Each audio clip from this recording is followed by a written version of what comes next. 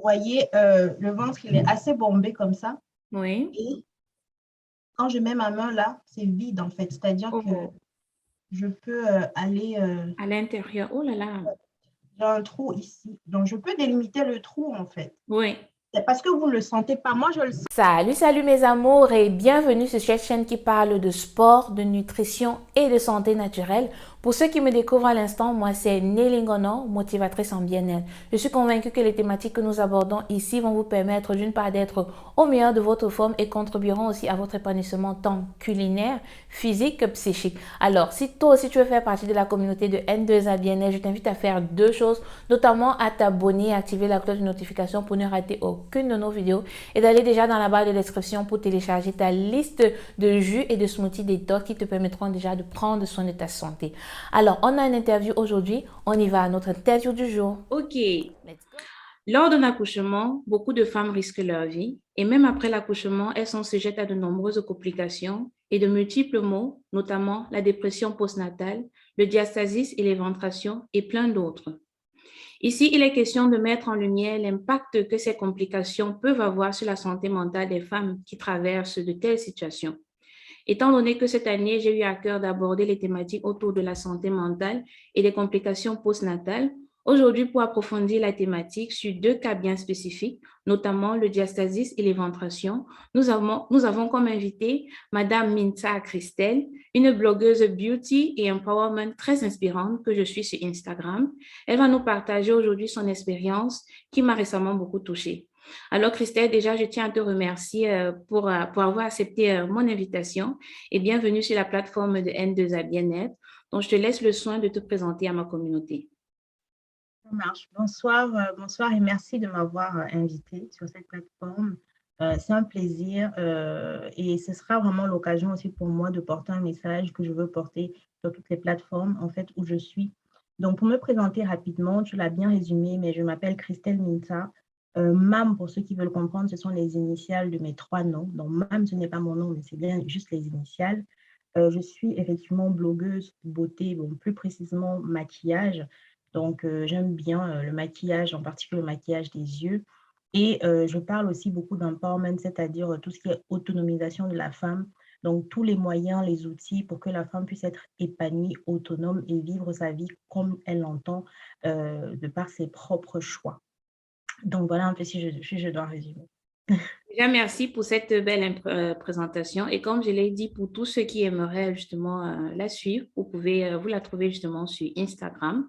Donc déjà, pour commencer, pourrais-tu nous dire les formes de complications qui peuvent survenir après un accouchement? Ok, donc pour que ce soit bien clair, moi, donc, comme vous l'avez compris, je suis blogueuse. Je suis une femme, je suis une maman. Ok, j'ai deux filles. J'ai une fille qui a bientôt 3 ans et j'ai l'autre qui a bientôt 5 mois, la dernière. Je ne suis pas médecin ou une spécialiste de la maternité, encore moins pédiatre. Donc, je vais répondre par rapport à mon expérience pour que les queens, ou j'ai l'habitude d'appeler les femmes qui me suivent les queens, Les queens, pour que ouais. ceux et celles qui vont nous suivre, en fait, suivre ce débat, enfin, cet échange, comprennent que je partage mon expérience. Je ne suis pas médecin. Donc, je ne pourrais lister, en fait, toutes les formes de complications qui peuvent survenir après la grossesse. Par contre, je vais expliquer ce qui m'est arrivé à moi, ce que j'ai pu découvrir. Donc, concrètement, pour celles qui ont la chance, en fait, du coup, il n'y a pas de complications. Vous avez votre ventre, vous êtes enceinte, et puis quand vous accouchez, il redescend. Pour celles qui ont un peu moins de chance, comme moi, vous pouvez avoir ce qu'on appelle un diastasis. De ce que j'ai compris, quand j'ai fait pas mal d'examens, j'ai fait des scanners, des IRM, un diastasis, en fait, c'est une fragilisation, pour faire une définition simple, c'est une fragilisation des muscles abdominaux suite la plupart du temps à un accouchement.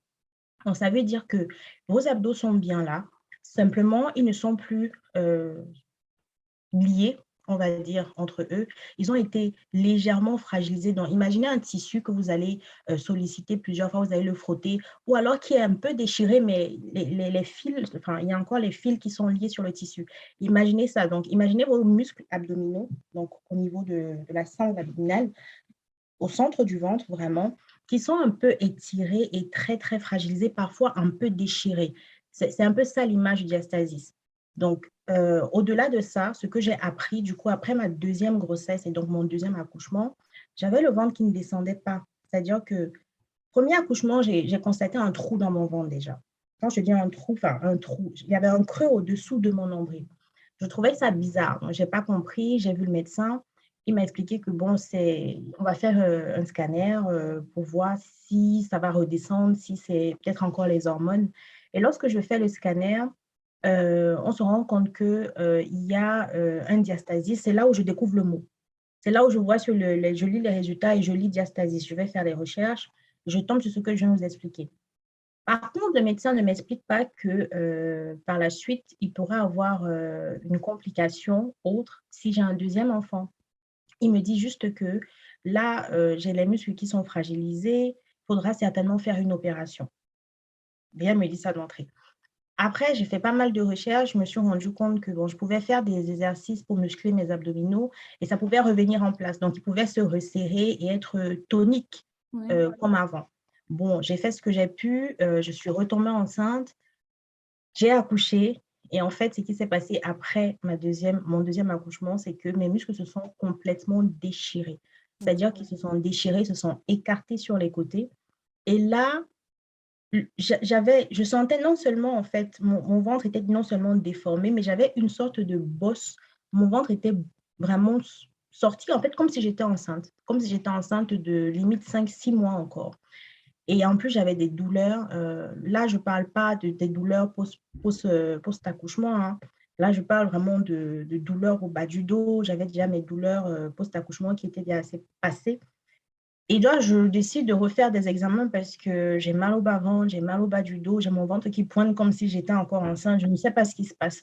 Et en plus, quand je mets mes mains dans mon ventre au niveau du nombril, ça rentre. Je sens comme si je peux déplacer les intestins. Enfin, c'est Oh là là. bizarre. Il y a rien qui maintient, en fait. Là, je sens vraiment un trou. Mais quand je dis un trou, c'est limite quand vous mettez votre main comme ça dans mon ventre, au niveau de mon nombril, vous pouvez aller jusqu'au fond. Vous sentez que vous poussez des trucs, vous pouvez aller jusqu'au fond. Donc, je sens un trou, littéralement. Donc, j'ai fait des IRM abdominales, pelviennes, lombaires. Et donc, l'IRM abdominal a montré que j'avais un trou de 12 centimètres dans le ventre. Oh là là. Donc, concrètement, imaginez le ventre, il n'y a plus d'abdos, il n'y a plus rien là, c'est vide.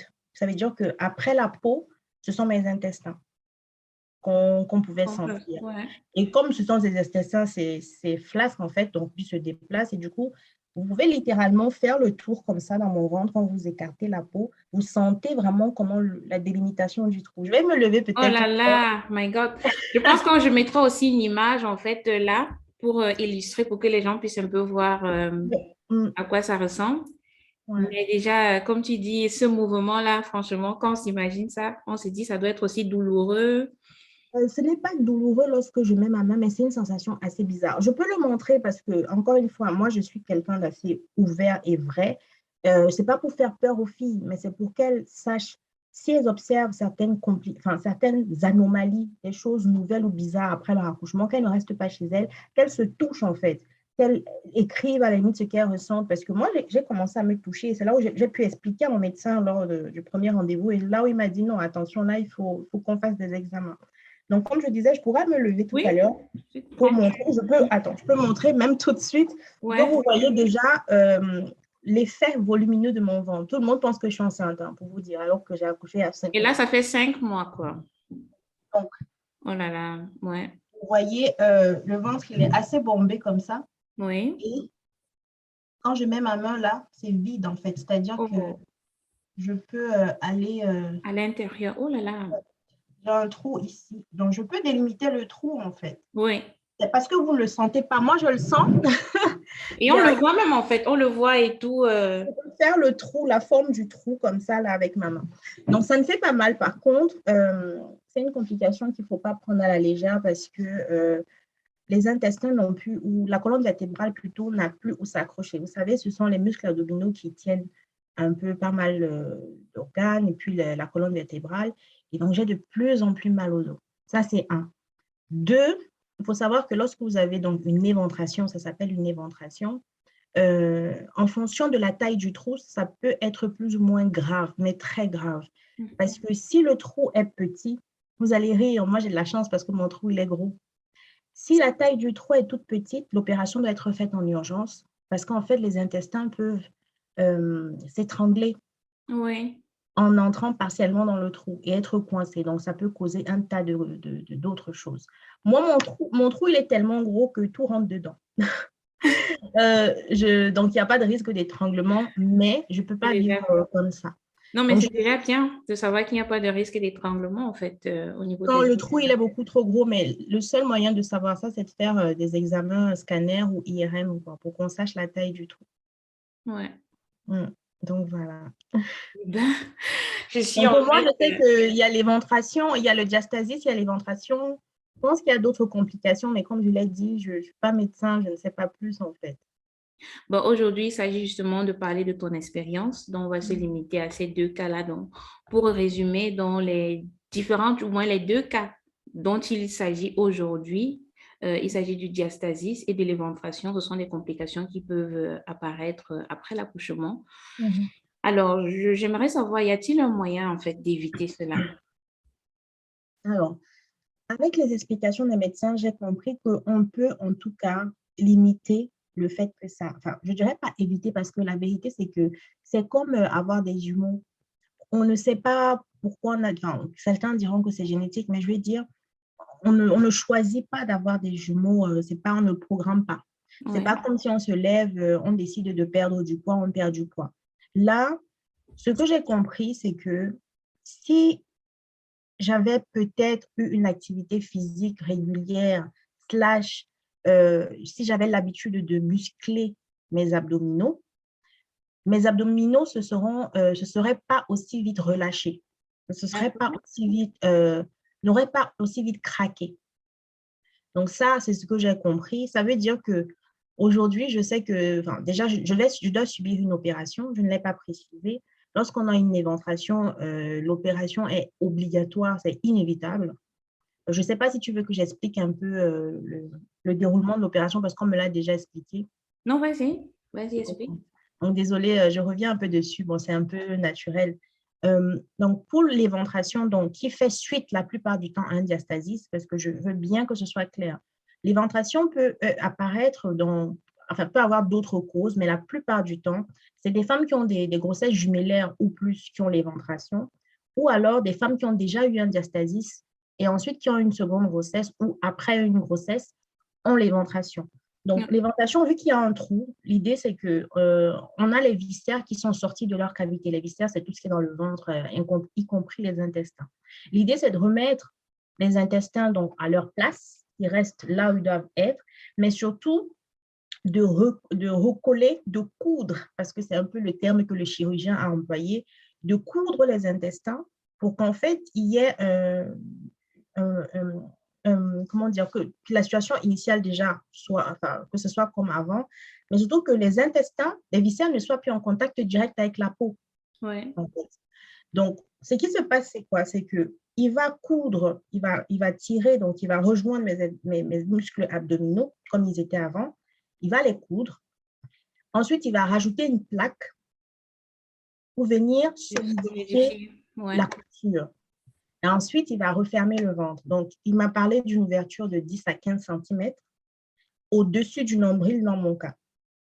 Imaginez-vous, donc, il va ouvrir mon ventre parce que là, j'ai encore du mal à visualiser, mais je ne vais pas mentir que c'est quand même un peu effrayant parce que 10 à 15 cm, c'est un gros trou, en fait, quand même. Ouais. Je pense à la cicatrice après, bon, ce n'est pas grave. Donc, il va ouvrir, il va écarter, il va aller à l'intérieur, il va replacer un peu les intestins, il va coudre les abdominaux et ensuite, il va venir mettre une plaque au-dessus qui va coudre.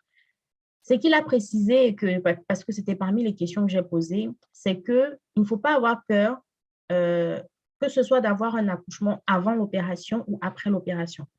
Je le répète, si le trou est petit, l'opération doit se faire en urgence. Donc, peut-être vous n'aurez pas le temps d'avoir un autre enfant si vous voulez. Par contre, si vous voulez continuer à avoir des enfants suite à une éventration, c'est tout à fait possible. Deux cas. Si le trou est assez grand comme le mien, vous pouvez faire avant, c'est un choix. Et il n'y a pas forcément de risque que le trou s'agrandisse ou qu'il y ait des complications de grossesse. le trou peut s'agrandir, mais en fait, ça ne changera plus rien à la situation si vous avez déjà une éventration. Concentration, En fait, comme d'accord. mon trou est déjà gros, en fait, que j'ai un autre enfant tout de suite, ça sera juste peut-être, il ne faudra pas que je marche très longtemps pour ne pas fatiguer encore plus mon dos. Donc, mais ça ne changera rien, ça ne rendra pas l'opération plus risquée si j'ai un enfant avant. Deuxième cas, je peux donc avoir, si votre trou est petit, il faudra vous faire opérer avant. Ouais. C'est obligatoire. Si vous voulez avoir un enfant après, c'est tout aussi faisable, peu importe la taille de votre trou, vu qu'on aura opéré. Simplement, il faut comprendre que la plaque, elle s'étire. Ce qu'il m'a expliqué, c'est que pourquoi on peut avoir un enfant après, c'est que c'est une plaque qui est extensible.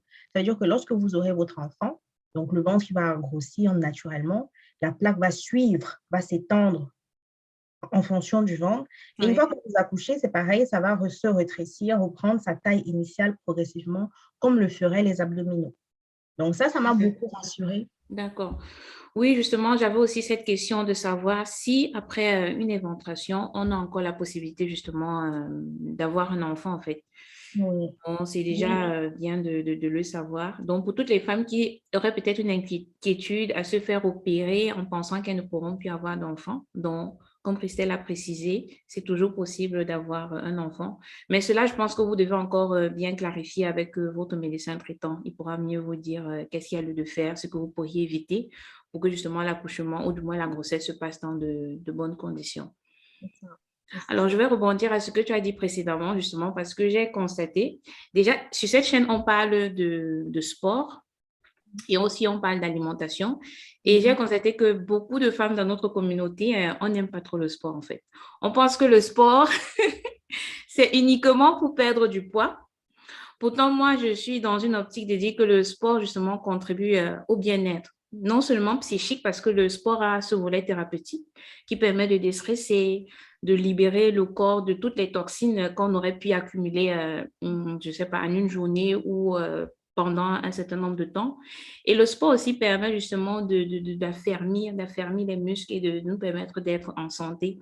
Oui, Et je sais notamment que beaucoup de femmes, après l'accouchement, il y a comme on a on appelle ça ici en allemand, ils appellent ça le Rückenbildung gymnastique, dont la gymnastique pour renforcer non seulement les muscles au niveau du ventre, pour atténuer les douleurs au niveau de la colonne vertébrale et pour permettre aussi que le plancher pelvien puisse se reconstituer. Beaucoup de femmes ne font pas cela.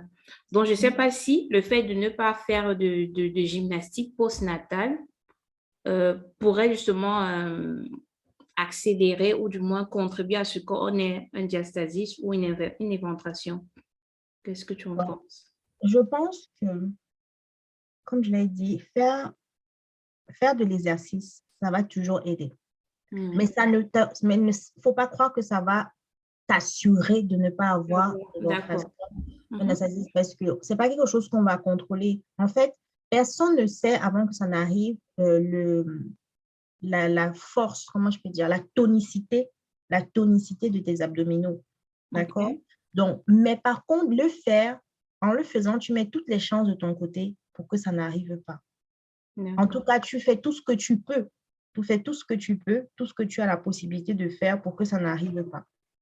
Donc, moi, je pense que ça va dépendre aussi. Si on va dans le sens de diastasis et ensuite éventration, il faut savoir que je ne se dire qu'on va éviter une éventration après un diastasis, c'est possible, mais tout dépendra de la gravité du diastasis. Comme je D'accord. l'ai expliqué, le diastasis montre dans une radio l'écartement des abdominaux. Oui.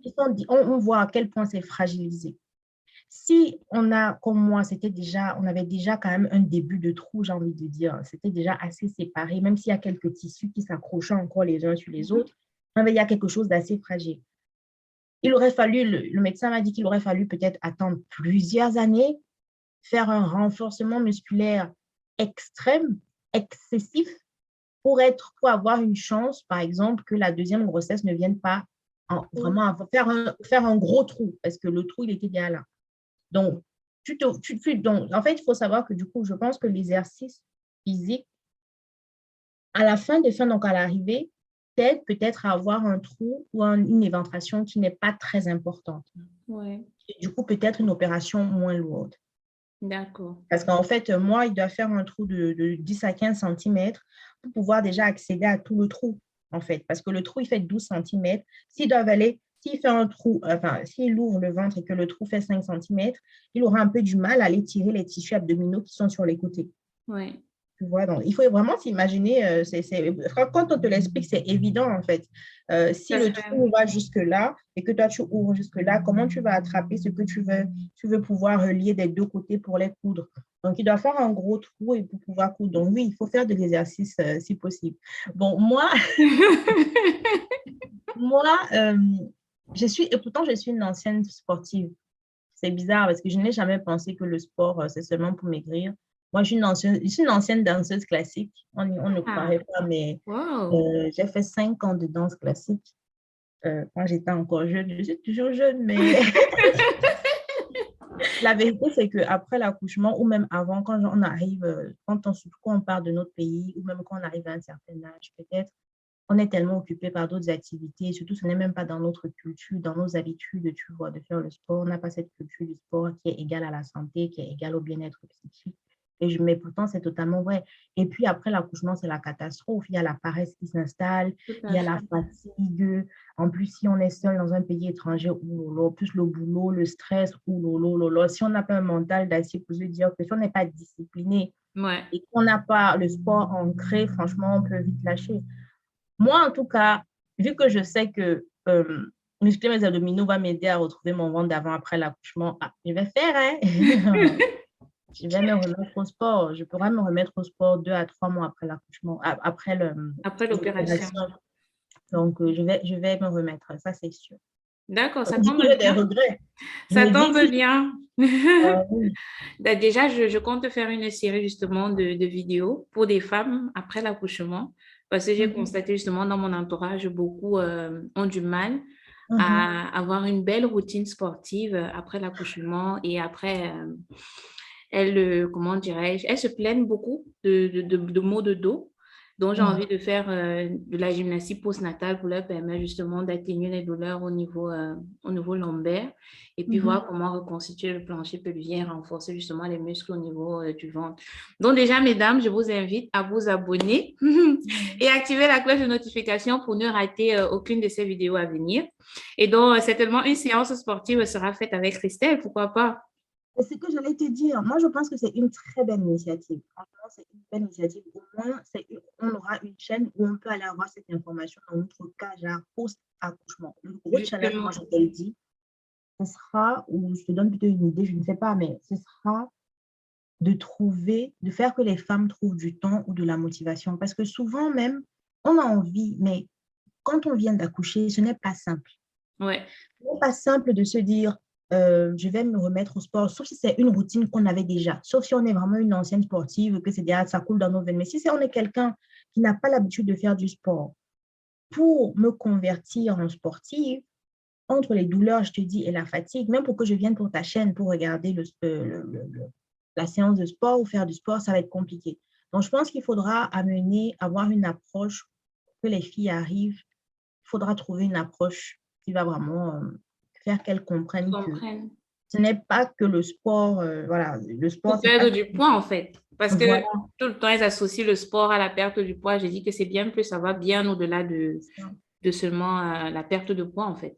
exact. Mais bon courage en tout cas, parce que je sais que c'est pas facile, mais je pense que c'est une belle chose au moins que les femmes aient, si jamais elles décident de se lancer, qu'elles sachent quoi faire, quel bon mouvement, qu'est-ce qu'il faut pas faire aussi, surtout.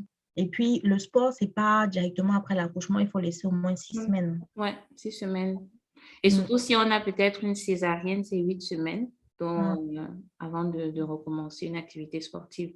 Donc déjà, mesdames, n'hésitez pas à nous laisser en commentaire qu'est-ce que je pourrais faire en fait pour vous motiver à reprendre une belle routine sportive après l'accouchement, justement pour vous permettre, comme je le dis tout le temps, d'être au meilleur de votre forme, car c'est le motto de cette chaîne. On veut avoir des femmes et des hommes vraiment qui sont, comment dirais-je, ils sont bien dans leur peau, ils sont bien dans leur esprit.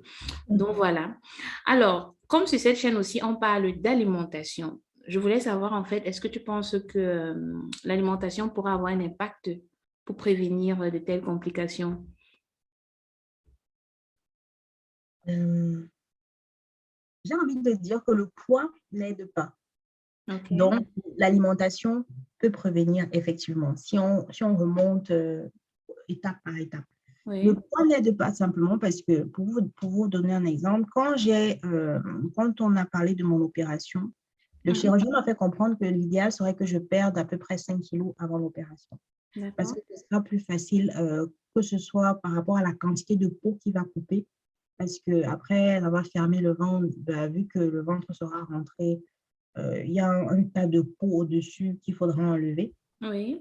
Et il m'a fait comprendre que donc, si je suis un peu moins ronde, Mais t'es pas ronde du tout. non, mais ce serait toujours bien. Ce serait vraiment, ça faciliterait l'opération Opération, et d'accord. oui, et puis même la cicatrisation. Parce que plus il y a de graisse, plus c'est difficile. Ça veut dire que, euh, en général, quand vous avez du poids, quand vous mangez beaucoup, et surtout quand on mange chez nous, là, on prend du ventre. On est en train de parler d'une complication qui est localisée au niveau du ventre. C'est-à-dire que si vous commencez à prendre du ventre, votre ventre va commencer à pointer, pointer, pointer. Or, quand le ventre pointe, qu'est-ce que ça fait? C'est que ça étire les abdominaux en vérité. Les abdominaux ne restent pas plats, enfin, collés, plats. Ça Collé. les Oui. étire. Ça les lâche en Donc, fait. c'est ça. Et surtout, il y a du gras qui commence à s'accumuler. Du gras, le gras, c'est quelque chose de lourd. Donc, le ventre, il va commencer à tirer, à tomber un peu vers l'avant, à tirer vers l'avant. En plus de ça, donc, vous rajoutez la grossesse, ça n'aide pas. Je pense que ça n'aide pas. Donc, dans tous les cas, que ce soit même accouchement, grossesse ou pas, on fait par défaut maintenant que je dois manger sain. Ce n'est pas une histoire d'esthétique, c'est une histoire de santé, en fait. Donc, Justement.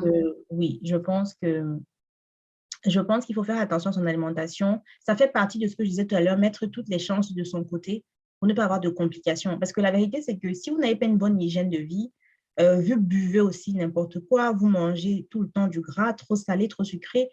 Pour prendre un exemple, moi, j'ai eu un diabète gestationnel, ce qu'on appelle donc un diabète de grossesse Oui. pour ma première. Bah, c'est parce qu'en fait, je consommais trop de sucre. Donc, j'ai eu cette complication durant la grossesse qui était le diabète. Et au bout du 6e mois, j'avais un régime alimentaire strict. J'avais un cahier qu'on m'avait donné à l'hôpital et je ne devais pas dépasser certaines doses.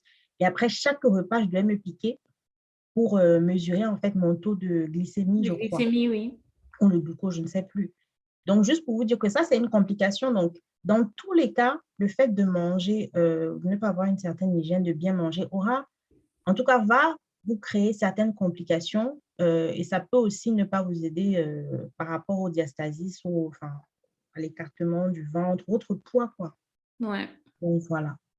Donc, Mm. j'espère que vous avez compris, mesdames. Ici, on parle en fait d'épanouissement non seulement culinaire, mais aussi physique, qui peut nous permettre d'être en santé, parce qu'il ne s'agit pas seulement de perdre du poids. Et comme tu l'as dit, plus on est en surpoids ou bien plus on a du poids, on est sujet à beaucoup d'autres maladies, notamment le diabète, les maladies cardiovasculaires et plein d'autres maladies qui peuvent survenir.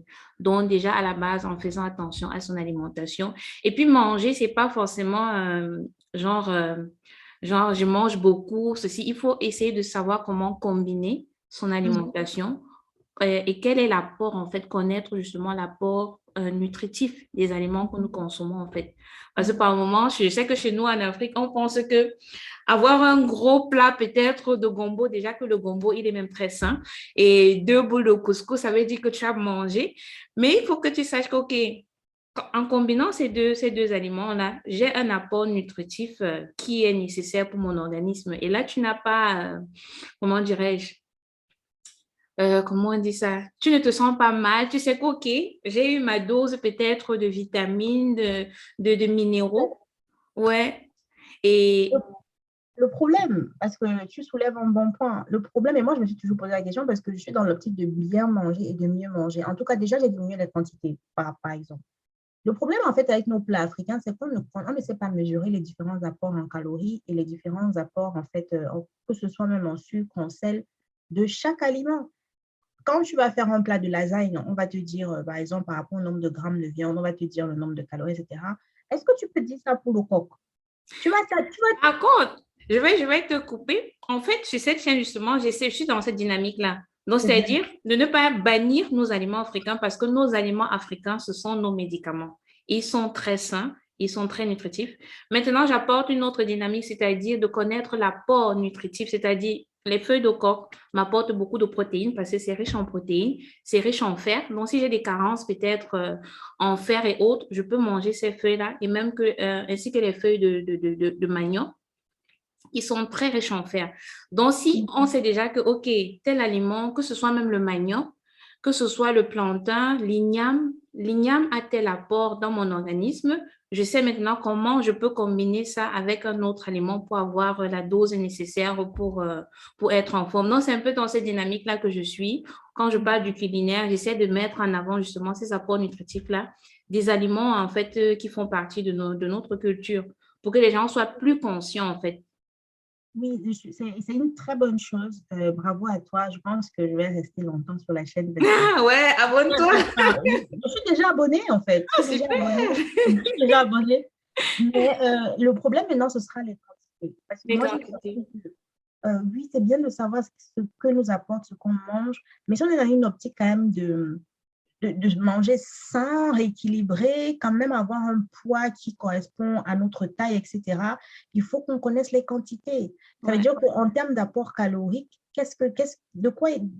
combien de calories je consomme là par rapport à mon poids et tout? Est-ce que mon corps a vraiment besoin d'autant, tu vois? autant. Et ça, c'est un gros challenge pour moi parce que franchement, oui, j'aime bien manger africain, etc.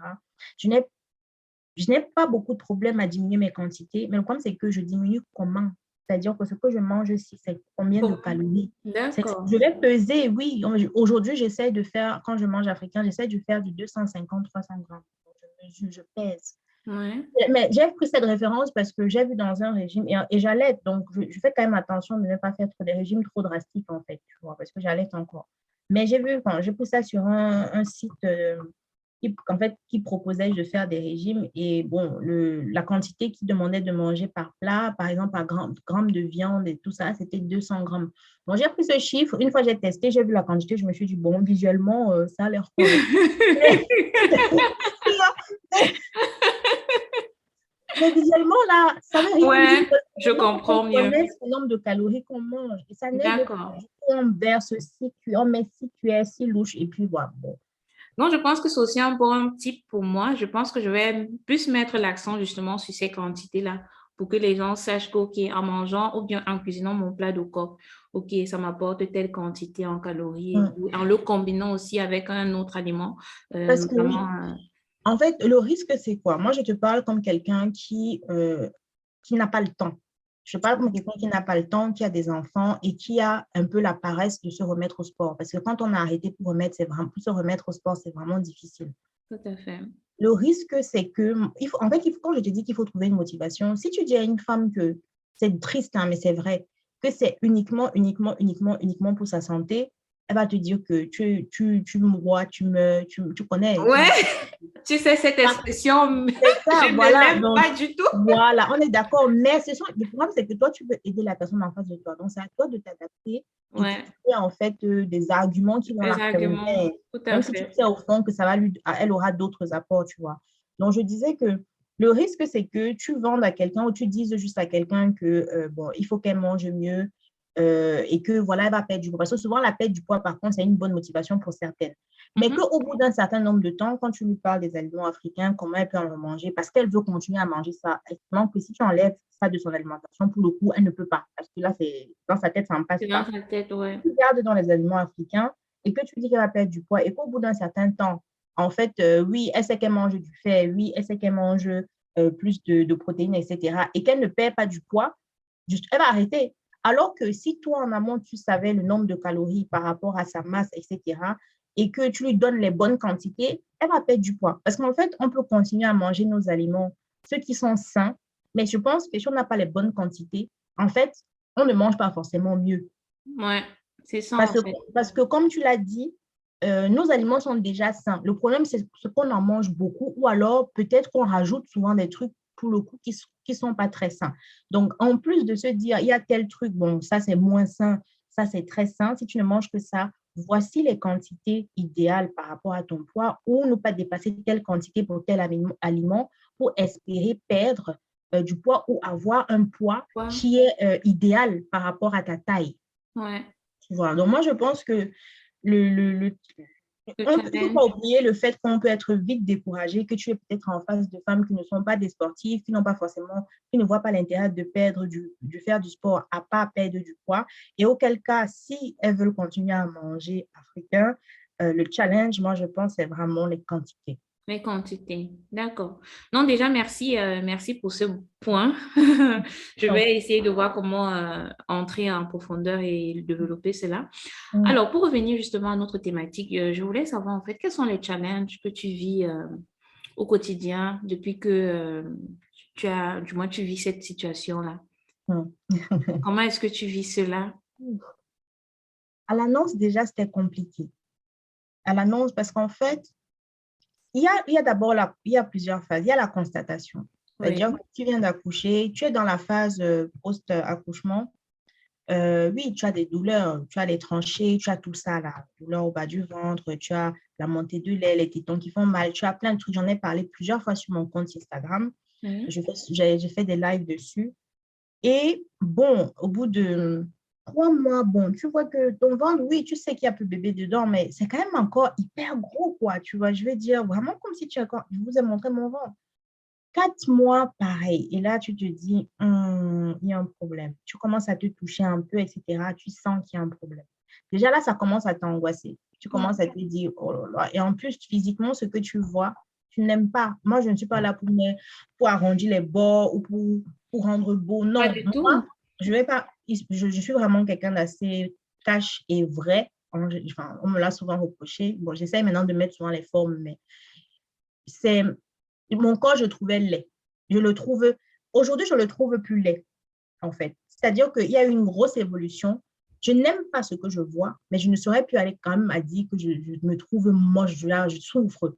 Alors qu'au début, quand je me regardais dans une glace, donc avant que je ne fasse ces examens, j'étais là, avec, oh là là, je me sens moche, etc. Je suis sûre que j'ai un truc qui est grave. On commence à se mettre tout dans la tête. Oui. Même si je suis bien entourée par la grâce de Dieu, je suis bien entourée et j'ai toujours des amis, ma famille qui me disaient, mais tu viens d'accoucher, laisse-toi le temps, ton corps a pris 9 mois pour se transformer, laisse-le au moins 9 mois pour revenir en place. Ouais. Et c'est vrai, donc c'est un message que je profite pour passer aux femmes qui vont suivre. C'est que franchement, ne stressez pas, c'est pas la course à la taille fine ou au ventre plat après l'accouchement. Il faut laisser du temps. Chaque corps est C'est différent. différent. Il y a des femmes qui ont des corps, voilà, leurs abdominaux sont assez élastiques et puis se remettent vite. Il y a des femmes qui n'ont vraiment pas de problème. Ça dépend de chacune. Mais donc, première chose, c'était l'angoisse. Je n'aimais pas mon corps. J'étais dégoûtée, en fait. Quand j'ai fait des examens, quand j'ai eu les résultats, c'était déjà, en fait, c'était deux choses. C'était déjà moins lourd dans ma tête parce que je savais ce que j'avais. Parce que le fait de Oui. ne pas savoir ce qu'on a, c'est un poids. Du coup, on y pense tout le temps. En plus, on a les douleurs. Du coup, je pleurais tout le temps. Je me sentais mal. Je déprimais pas. C'est un gros mot, la dépression, quand même. Mais j'avais des pensées noires, en fait. J'étais Mhm. triste, j'étais fade. Je n'aimais pas. Avant, quand je me maquillais, je me sentais bien, etc. Là, je me maquillais quand même, ça me remontait un peu parce qu'en général, bon, quand je me maquille, ça me fait du bien. Hein, Oui. c'est un autre message que j'ai. J'ai l'impression de voir autre chose que ce ventre qui prend toute la place et qui est laid. Donc, je m'intéresse à une autre partie de mon corps. Mais bon, fin des fins, il faut bien que je me démaquille. Donc, je dors. Donc, quand je me Oui. regarde, je Ça refais revient. face à la réalité. Et ensuite, après l'annonce, donc, tout dans le ventre, je me suis dit, au moins, je sais que j'ai ça, il n'y a rien d'autre. Il n'y a rien d'autre, il n'y a pas d'autre problème. Mais j'ai peur. En fait, j'ai peur parce que on me parle d'opération, on me parle de me mettre une plaque dans le ventre. Je vais vivre toute ma vie avec une plaque dans le ventre. Mais en fait, non, je ne suis pas prête. En fait, je ne veux pas entendre ça. Donc, j'ai pleuré, j'étais triste, beaucoup de choses difficiles. J'ai passé une semaine, j'étais vide en fait, j'étais triste. Moi, je suis le genre de personne, je me relève assez rapidement. Mais par contre, j'accorde une importance capitale à encaisser et à vivre le coup. Parce que si je balaie d'un coup, je ne prends pas le temps de prendre conscience de ce qu'on vient de me dire, de pleurer, d'être laide, de souffrir, si ça passe trop vite, je n'aurai pas l'impression d'être consciente de ce qui m'arrive. Et du coup, je n'aurai pas, je pense, les forces nécessaires pour affronter ce qui va arriver. Alors que quand j'ai pleuré là, je sais que c'est ça qu'on va me faire. Je me dis, OK, de toute façon, tu ne peux pas pleurer toute une vie, tu ne peux pas pleurer un mois. Donc, c'est ça, maintenant, c'est là. La solution, c'est quoi? c'est là où j'ai commencé à chercher les solutions. Mais j'ai d'abord pris le temps de pleurer, en fait. Donc, au bout de quelques semaines, j'ai dû prendre rendez-vous avec un chirurgien parce qu'effectivement, le médecin traitant m'avait dit que l'opération, de ce que lui voit avec les examens, c'était inévitable. Le chirurgien a confirmé la thèse. Donc, ça, c'était troisième étape. Donc, le chirurgien il me confirme ça. Donc, quand je rentre, donc quand je vous redis, indépendamment des douleurs, c'est beaucoup de... On n'aime pas son corps. De mal-être, en fait. De Un mal-être. mal-être. Un mal-être, surtout que quand on se met... Moi, j'ai pas mal de miroirs dans la maison, c'est fait exprès. Mais avant, depuis, c'est une thérapie un peu de... Enfin, c'est important de se voir, de se rappeler que t'es cute, t'es belle, etc. T'es bien. Et maintenant, à force, j'ai continué à le faire. J'ai commencé avec mon visage, à me tourner, regarder mon corps. Et surtout, comme je dis, j'ai des amis, je suis bien entourée, qui me rappellent qu'il y a une solution. Ce n'est pas une Ouais. fatalité. Tu restes belle. Il faut juste maintenant trouver des solutions. La solution, tu le sais déjà, c'est l'opération. Là, tu ne peux même pas dire que tu fais du sport ou tu fais des abdos. Il n'y a rien à muscler. Tes abdos sont déchirés. Ouais. Donc, euh, au quotidien, c'est difficile de s'habiller, pour être aussi honnête. Parce que, en fait, imaginez-vous, enfin, c'est comme devoir s'habiller comme quand on est enceinte. C'est-à-dire que très, très difficile de porter des pantalons, même s'il y a des pantalons de grossesse. C'est pas pareil parce que le ventre, il est mou, en fait. Quand je dis mou, c'est que c'est pas qu'il y a un truc qui serre. Yeah, Donc, oui. vous allez même porter le pantalon, même le dessus du pantalon de grossesse qui est censé tenir, il ne tient pas bien parce qu'en fait, le ventre, quand vous allez vous appuyer quelque part, ça va rentrer, le pantalon va descendre. Enfin, du coup, moi, j'ai arrêté de porter des pantalons. Je porte essentiellement des jupes en attendant mon opération. C'est aussi quand vous sortez, bon, il y a des avantages et des inconvénients. Bah, du coup, quand vous allez faire les courses, tout le monde pense que vous êtes enceinte, donc vous avez toujours les avantages de la grossesse. Au moins, un avantage, c'est déjà Pour le bien. coup, j'avoue que ça, je vous assure que ça, c'est top. Mais par contre, après, parfois, il y a des regards pour ceux qui vous savez, des collègues qui savent que vous avez déjà accouché, que vous venez récemment d'accoucher. Les regards, bon, personnellement, je m'en fous des regards, mais c'est chiant. Au début, c'est irritant. Après, c'est passé. Mais quand je dis c'est chiant parce que vous devez expliquer, à chaque fois expliquer. Moi, je l'explique comme je le ressens parce que c'est comme ça que je suis. Moi, le regard des autres ne m'impacte pas beaucoup, en fait. Ce qui m'impactait, c'était le fait de ne pas aimer mon corps. J'aime pas avoir un gros ventre. C'est pas que ce que les gens pensent. Mais ce que je veux dire qui est lourd, c'est juste de devoir, moi, me réexpliquer à chaque fois, expliquer que non, en fait, j'ai accouché, oui, c'est vrai, tu dois te douter, comme les gens me demandent, mais tu as accouché récemment et Qu'est-ce qui se déjà, passe? si Tu es tu encore passes par enceinte? là, c'est très On allait déplacé. dire encore une africaine, aussitôt elle accouche, aussitôt elle enceinte. Voilà, donc attention si vous passez par là, c'est pas qui va regarder cette vidéo. Il y a des choses, des questions qu'on ne pose pas parce que vous ne savez pas ce que la personne vit. À la limite, si vous constatez quelque chose, laissez l'autre parler ou alors taisez-vous. Vous n'êtes pas obligé de connaître la vie de tout le monde dans les détails. Sincèrement, je pense parce que moi, j'ai quand même une connaissance qui m'a posé la question, tu es encore enceinte, mais elle rigolait. En fait, elle savait que je n'étais pas enceinte. Mais elle a fait la blague comme ça, sauf que sa blague était très déplacée parce qu'elle ne savait pas que j'avais une maladie, une complication. C'est après que j'ai dû lui faire un message, lui dire, OK, tu as fait ta blague tout à l'heure, mais la vérité, c'est que je suis un gros problème et je dois me faire opérer. Donc, tu vois que ta blague, c'était un peu limite. Donc, voilà, c'est juste ce genre de situation qu'il faut apprendre à gérer. Et puis, quoi d'autre au quotidien? À part mes filles, ma fille, parfois, qui veut sauter dessus. Non, au quotidien, c'est juste chaque est chiant. Je répète, moi, c'est parce que j'ai un certain caractère, mais j'imagine une fille qui fait attention au regard des autres, qui est un peu fragile, les regards vont la démonter. C'est-à-dire que les gens regardent. C'est-à-dire que, enfin, surtout quand vous avez, parfois, quand vous allez vous appuyer, c'est des trucs bêtes, vous allez vous appuyer quelque part, on va voir que le ventre y rentre. Tout de suite, on sait que vous n'êtes pas enceinte, en fait. Mhm. Et même si les gens ne vous regardent pas, c'est humain, je pense que vous aurez l'impression qu'on vous regarde parce que vous Regarde. savez que vous n'êtes pas enceinte. Donc, c'est beaucoup d'émotions comme ça, la négative, frustrante, en fait. Et rajouter à ça les douleurs du bas du dos parce que vous avez mal au dos, hein, puisque votre dos n'a plus où s'accrocher. Le dos fait mal, hein, donc même coucher, il faut éviter de vous courber. Il y a beaucoup de choses, en fait, qu'il ne faut pas faire ou qu'il faut faire. D'accord. Voilà, c'est un peu un quotidien qui est très qui est beaucoup qui change négativement. Mais quand on est bien accompagné, je ne vais pas le nier. Moi, franchement, regarde-moi. Et tu me voyais, il y a 2 mois, je n'étais pas comme ça. Là, je suis bien. Bon, j'ai les yeux un peu, je suis juste, j'ai sommeil parce que je travaille beaucoup. Mais j'ai pu, en fait, je me suis rapprochée. J'ai une de mes amies qui m'a proposé ses services de personal shopper. Parce que moi, ce que je veux vous dire, les queens, c'est que si vous restez dans votre état, c'est-à-dire que vous avez cette situation de déventration ou de diastasis, bref, de ventre qui pointe, et que vous ne faites rien, enfin, vous vous attendez à quoi? Enfin, c'est pas un reproche, mais ce que je veux dire, c'est qu'il faut pleurer. Oui, c'est difficile, oui, mais chercher des solutions. On est là pour trouver des solutions. Vous ne pouvez pas vous rester abattu pendant longtemps. Donc, moi, je me suis dit, même si l'opération est dans 3 mois, 4 mois, il faut que dans les 3 mois, 4 mois, j'ai une vie et que je me sente belle, en fait. Même si je n'aime pas mon corps, parce que ça, c'est un fait. On peut me dire ce qu'on veut mon corps et je n'aime pas mon ventre. Je n'aime pas mon corps avec un gros ventre. Moi, j'aime pas. Il y a des filles qui vont dire self-acceptation. Moi, je ne suis pas dans ça. C'est bien. Si tu t'acceptes, c'est une bonne chose. Mais ne venez pas me dire que moi, j'ai 100 kilos, je suis grande. Personnellement, pour moi, je n'aime pas ça. Je trouve que c'est laid. Pour moi, je trouve que mon corps, il est laid comme ça. Mais il y a des femmes qui vivent bien dans leur corps comme ça. OK, donc je vais juste faire la précision parce que Ouais. chacun doit être honnête avec lui-même. Ne suivez pas des mouvements self-acceptation, mais vous ne faites pas d'efforts pour maigrir ou pour reprendre votre santé en main. Moi, d'abord, je trouve que c'est laid. Ce n'est même pas ma priorité parce que c'est la santé. C'est parce que moi, je trouve d'abord que c'est laid. Donc, Ouais.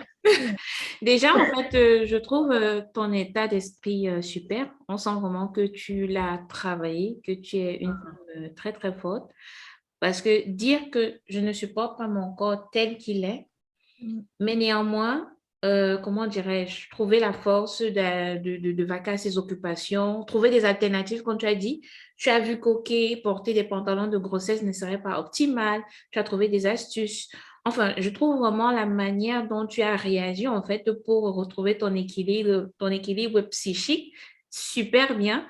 Et franchement, je souhaite à toutes ces femmes qui passent par de telles situations, qui ne se sentent pas à l'aise dans leur corps, qui ont de telles complications, comme tu l'as dit, de ne pas en fait rester et se dire, ah oui, c'est peut-être après l'accouchement et tout, c'est normal, ça va partir avec le temps. Si vous constatez qu'au bout peut-être d'1 mois, 2 mois, ça ne semble pas diminuer et que vous avez peut-être un trou, c'est peut-être l'occasion de consulter un médecin, un professionnel de santé qui pourra mieux vous dire de quoi est-ce qu'il s'agit et qu'est-ce qu'il faille faire.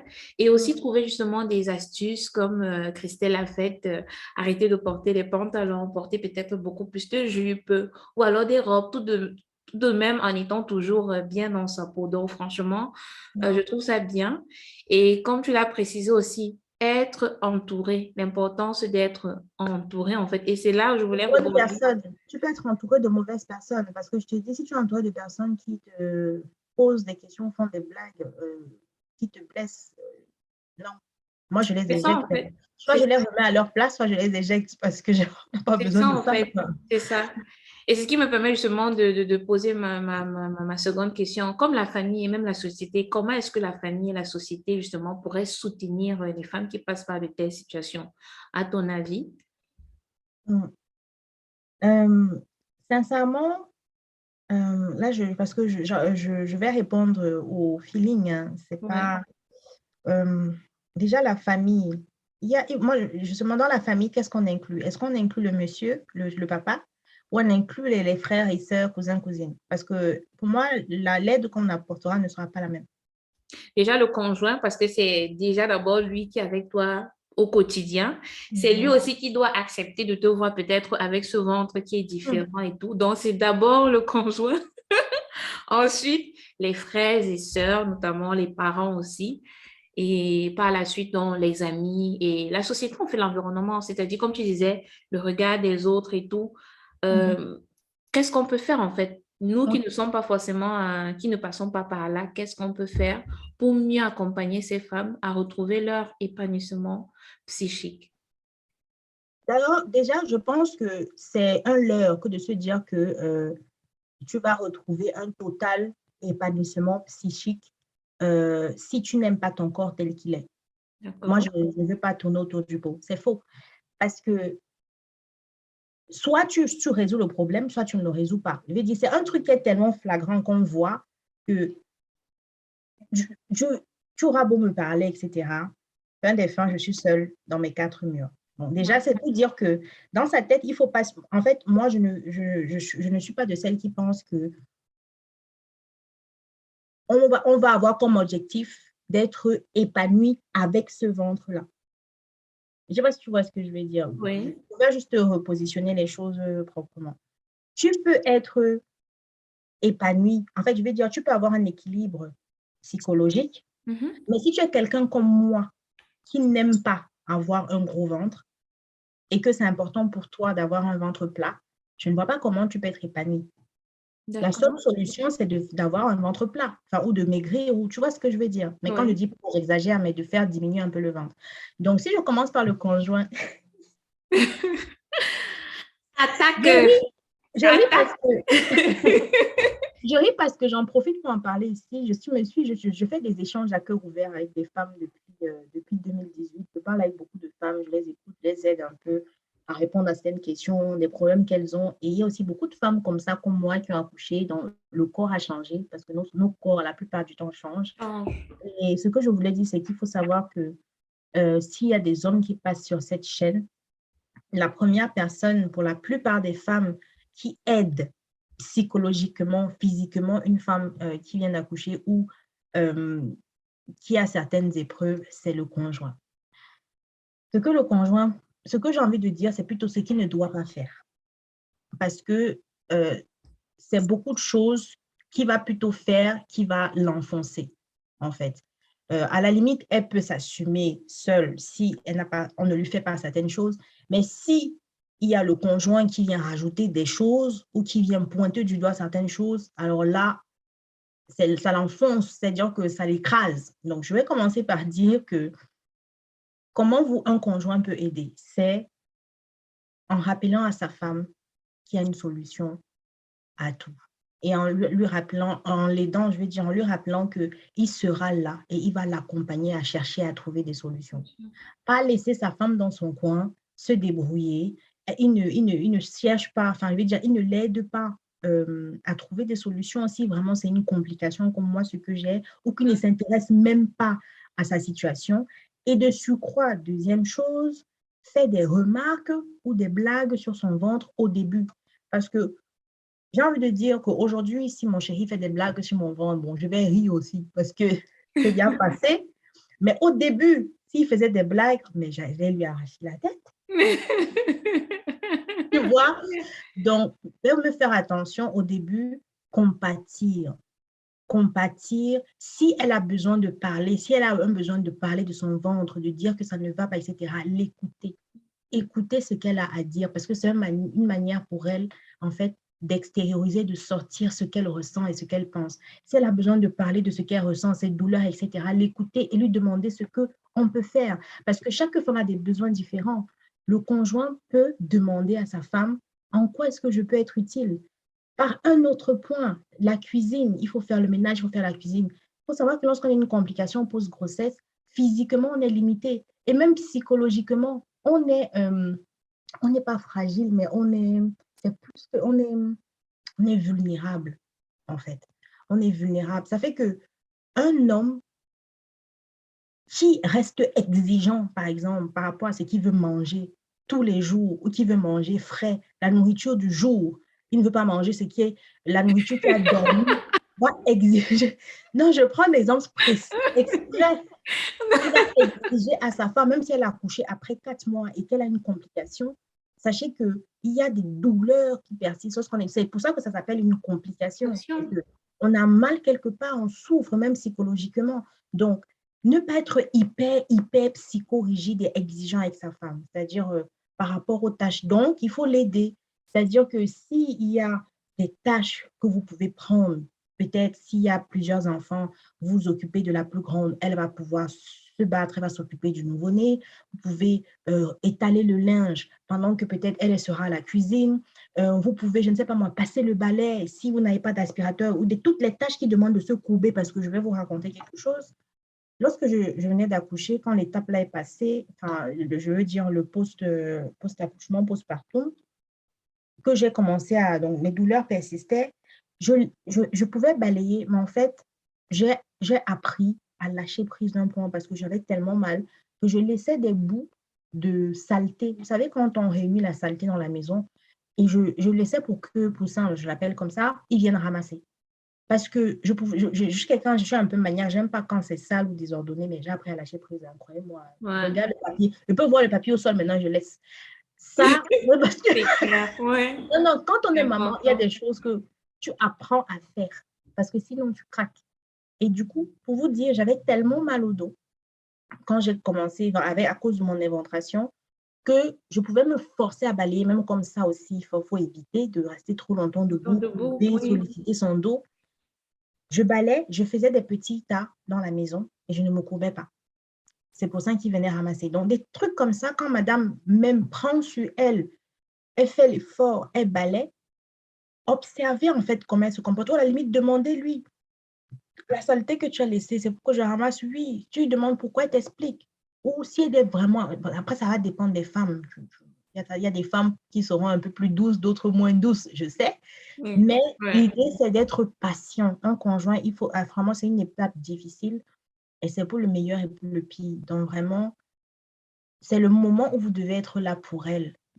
Indépendamment de l'écouter, qui est une étape très importante, c'est surtout lui apporter un soutien physique, indépendamment du soutien moral. C'est aussi la défendre. Je prends des exemples spécifiques. C'est aussi la défendre lorsqu'elle a des attaques à l'extérieur. Parce qu'il il y a des personnes qui sont méchantes. Moi, je vous dis, il y a des gens qui vont peut-être parfois avoir certains regards, avoir certaines remarques. N'hésitez pas à défendre votre femme si ça vient peut-être de la belle famille, parce que c'est beaucoup de choses. Vous délaissez vos femmes, on l'insulte, oh, tu es grosse, oh, le ventre là ne descend pas. Alors que la belle famille, souvent, ne sait pas que la femme est en train de souffrir. Mais vous, vous savez, mais vous avez peut-être décidé de ne pas parler de la complication. Et vous êtes là, vous laissez la belle-mère ou la belle-sœur l'insulter. C'est l'occasion de la défendre en douceur, en fait. Mais ne restez pas là, vous laissez qu'on se moque d'elle, alors que déjà, elle souffre. Donc, en plus, on ne sait pas qu'elle elle a mal, que c'est une complication, mais on l'insulte et vous regardez. Donc, le conjoint est, pour moi, son aide est capitale, ouais. en fait. Surtout physiquement, psychologiquement et surtout, rappelez-lui, en fait, qu'elle a accouché, que vous n'êtes pas là, normalement, je l'espère, pour son corps, à la base, et rappelez-lui qu'elle a accouché, en fait, et que vous allez traverser ça ensemble, que ça va prendre du temps et qu'elle ne soit pas trop dure avec elle.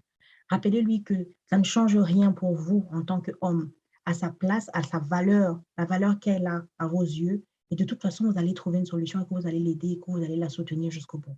Ce sont des paroles comme ça qui aident à tenir. Mon chéri a eu à me le dire, je ne sais pas combien de fois. Alors que je n'avais rien demandé. Il me voyait souvent, je suis comme ça devant la glace. Il voit, je suis dégoûtée, j'ai un air dégoûté au début. Il ne disait rien, il ne disait rien. Jusqu'à un moment, je n'arrêtais pas d'appuyer mon ventre. J'appuyais le ventre comme ça me saoulait.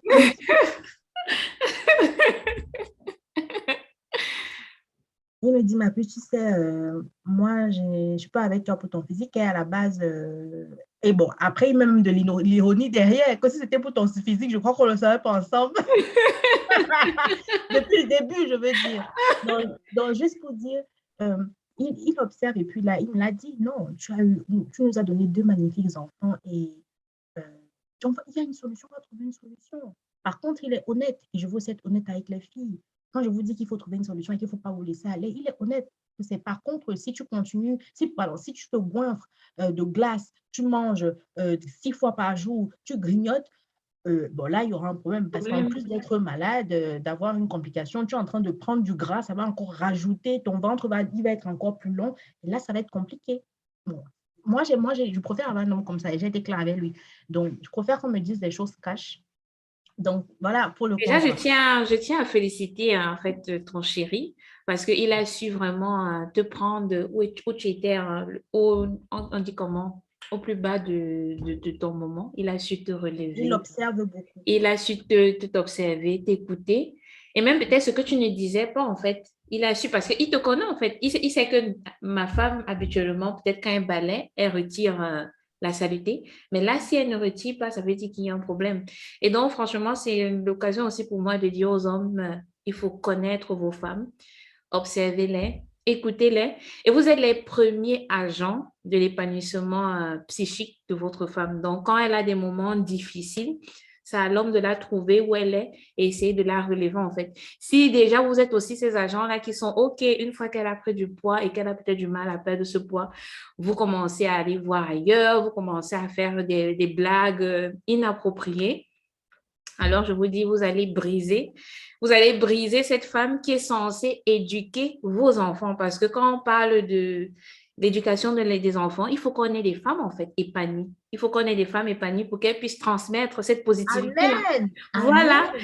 il faut qu'on ait des femmes épanouies pour qu'elles puissent transmettre cette positivité-là aux enfants. Donc, messieurs, j'espère que vous nous écoutez, que vous avez pris note. Franchement, si votre femme passe par de telles situations, essayer de la comprendre. Parce que par moment, tu sais, la période de post-accouchement, oui, postpartum, c'est une période assez délicate. La femme, elle est tellement, comme tu as dit, vulnérable. Elle Les a fleur de hormones, tout peau, ça. elle a des hormones et tout, les émotions, c'est pas évident. L'enfant qui pleure tout le temps, elle est tellement, je sais pas. Et par moment, les gens pensent qu'elle elle est trop énervante, elle est trop exigeante, alors qu'elle est en train de passer par des phases vraiment C'est de compliquées. la détresse. Et c'est ça, en fait. Et moi, je veux insister sur le fait que, s'il vous plaît, il faut comprendre que c'est passager. C'est passager, voilà. Tenez un bon coup. Je sais que c'est aussi difficile pour vous, les hommes. Je sais. Parce que moi, du coup, moi, j'ai beaucoup parlé avec mon chéri. C'est pas facile pour vous aussi, il faut l'avouer. Parce que changer du tout au tout, oui, c'est pas lui qui s'occupe des enfants. Souvent, nous, hommes africains, etc. Mais il fait peut-être autre chose. Si vous êtes avec lui, j'ose croire qu'il est utile dans votre vie. Tout à Hein? fait. Mais c'est pas facile non plus. C'est pas un robot en face, en fait. Hein? Les hommes, c'est pas des robots. Donc, il faut comprendre que c'est passager. C'est passager. C'est Donc, ça. soyez patient, s'il vous plaît. Soyez patient. Parlez avec votre femme. Allez chercher l'information. Prenez la température tout le temps. Parce que nous-mêmes, en fait, une femme qui change de comportement suite soit à un événement ou du tout au tout, sachez que c'est une alerte, c'est une détresse. Ce n'est pas pour créer les problèmes. C'est un cri à la limite, c'est un appel à l'aide, en fait. Sauf que chaque femme l'exprime différemment. Tout Il y a à des femmes fait. qui vont crier, il y a des femmes qui vont se taire, mais si vous observez un changement de comportement de votre femme, vous ne vous énervez pas, ne vous fâchez pas contre elle parce que ça veut simplement dire qu'il y a quelque chose qui cloche. Cherchez à savoir ce qui cloche en fait. Et du coup, c'est la même chose pour l'environnement. Ce que j'allais dire pour l'environnement, donc frères et sœurs, amis, s'il vous plaît, évitez toutes sortes de blagues par rapport à ce que la femme traverse. Parce que pour le coup, en fonction de la personne, vous allez peut-être croire que vous la connaissez bien.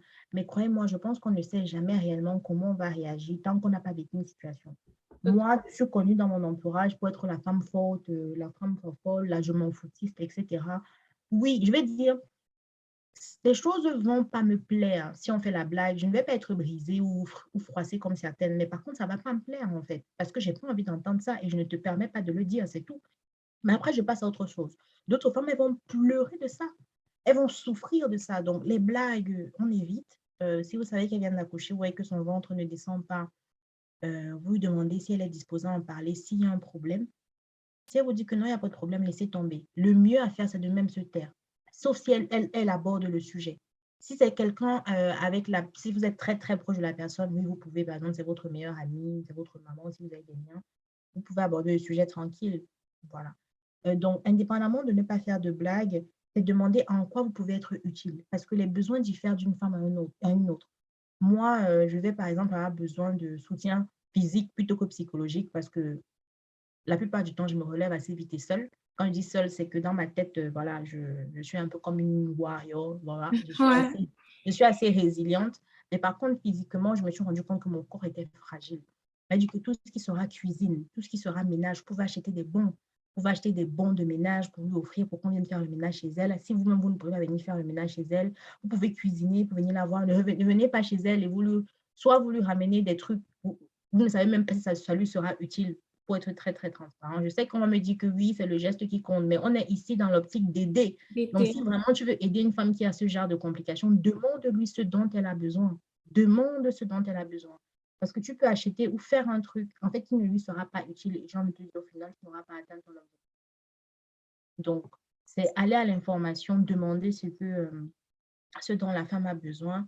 Et puis, je sais pas, essayez au maximum de l'écouter si elle a besoin d'être écoutée, de la défendre si vous voyez qu'il y a des situations où elle est tellement dépassée elle ne sait pas quoi dire.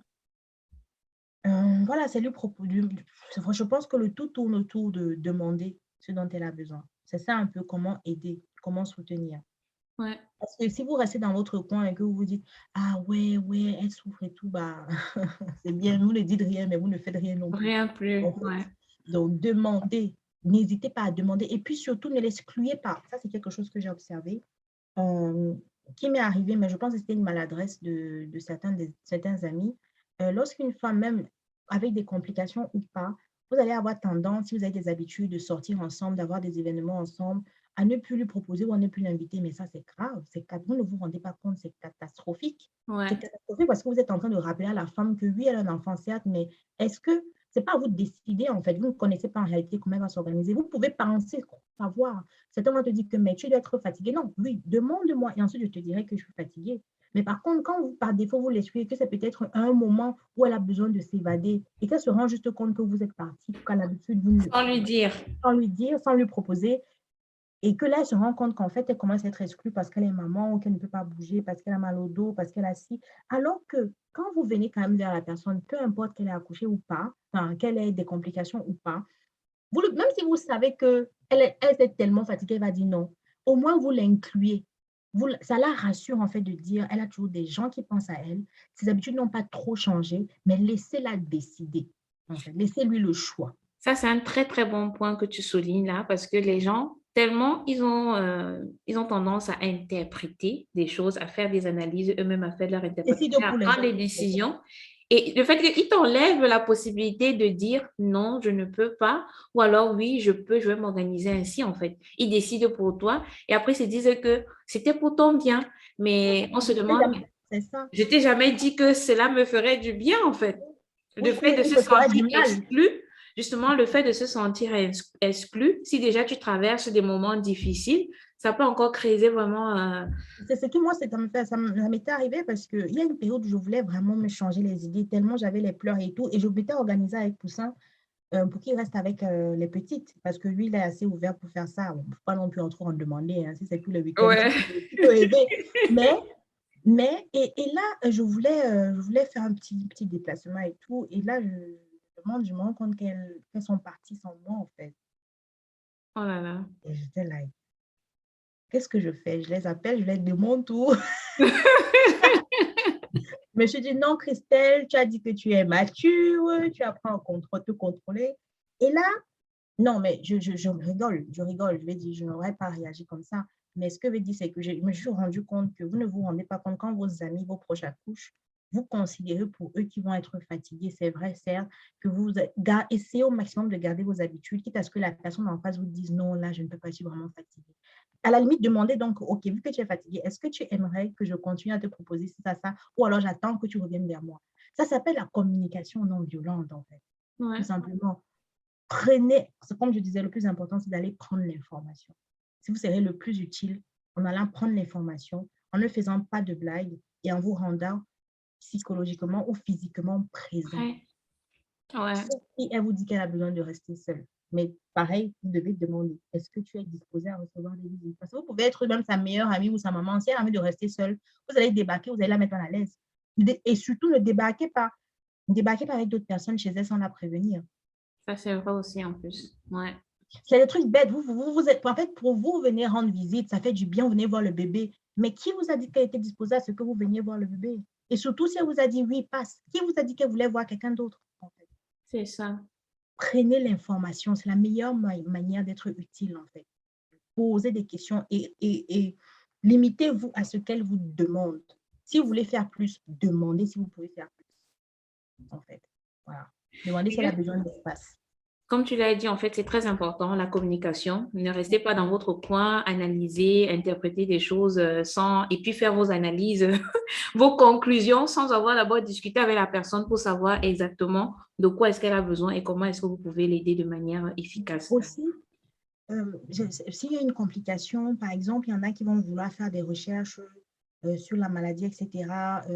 C'est pas mauvais, mais faites attention parce que ça peut être très délicat. Si vous mettez à faire trop de recherches, vous envoyez des liens. C'est bien, non? C'est une belle intention, etc.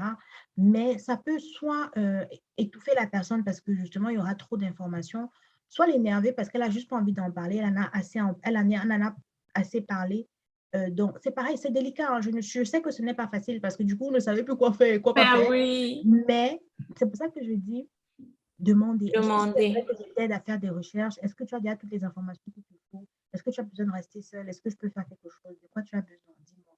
Est-ce que tu préfères que je reste un peu dans mon coin, je te laisse un peu tranquille, tu reviens vers moi? C'est beaucoup plus bienveillant, en fait. En fait, c'est ça, en fait. Il faut être bienveillant, il faut apporter de la douceur et tout. Et c'est Mm, ça qui nous manque par moment, en fait, cette mm, bienveillance-là.